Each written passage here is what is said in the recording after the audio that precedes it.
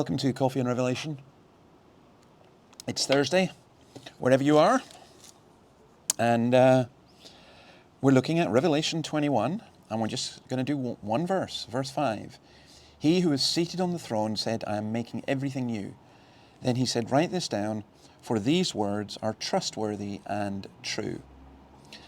Now here, it's God speaks. 20 times in the book of Revelation we hear this, a voice speaks.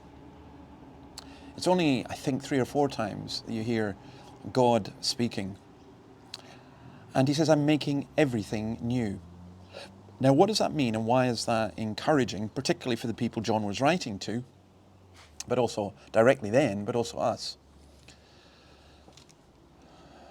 Well, the church was persecuted. The members were threatened. And I think these are words that would have helped them. Isaiah 65, verse 17 has the same idea, makes all things new. Now, I think it refers primarily to the renewal of all things at the end. Of course it does. But there's also a sense in which that renewal is going on just now.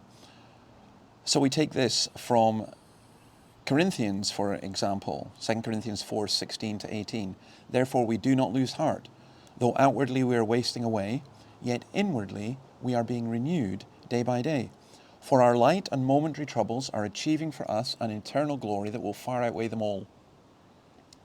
Remember, that was the glory we saw about yesterday, that God's glory, His Shekinah glory, would be what we dwell with, would be dwelling with us. So we fix our eyes not on what is seen, but on what is unseen. For what is seen is temporary, but what is unseen is eternal. Think about what it means for all things to be new. There'll be a new earth. There's a new birth, a new creation, new hope, new life, a new body. You know, you may spend a lot of time looking after your body. We do, don't we?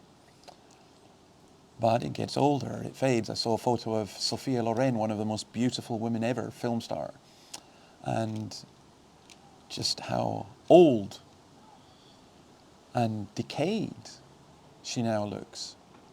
Well, that's all of us.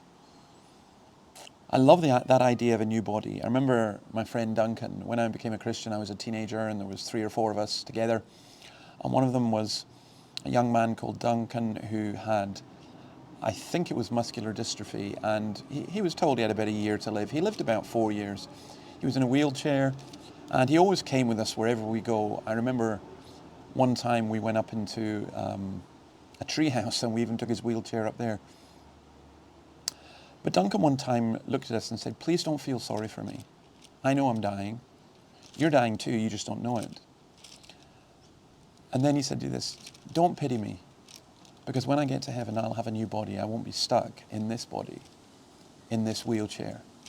You know, there are no wheelchairs in heaven. Well, thank the Lord for them on earth. But there are no wheelchairs in heaven. You ever sometimes think, oh, if I could just have a makeover? If I could have just start afresh, get a new job. Even sometimes people think new relationships or a new life, new country, new home, new car, new iPhone, whatever it is. But the minute we get something that's new, it starts fading. But here's this wonderful thing that God says, I'm making everything new. And actually, He's starting it now with us. There's a renewal within. I mean, I'm inwardly we're being renewed day by day. Don't you long for that? Shouldn't that be the case with us? That there's this continual refreshment from the Spirit of the Lord as He prepares us for the eternal life. Not that He's going to give us, but that He's already given us, but is yet to be completely fulfilled in the new heavens with a new body and everything else. Another thing is just, isn't it? That also is a great hope. So have a great day and see you tomorrow. Bye.